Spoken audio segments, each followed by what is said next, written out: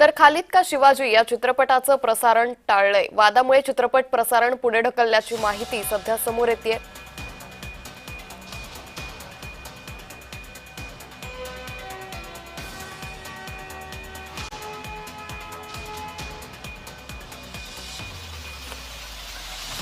तर याच संदर्भात अधिक माहिती घेऊयात आमचे प्रतिनिधी मनोज दाळकर यांच्याकडून। मनोज, सध्या खालिद का शिवाजी या चित्रपटामुळे मोठा वादंग निर्माण झाला होता, आता या चित्रपटाची प्रसारण तारीख पुढे ढकलली आहे, काय अधिक अपडेट?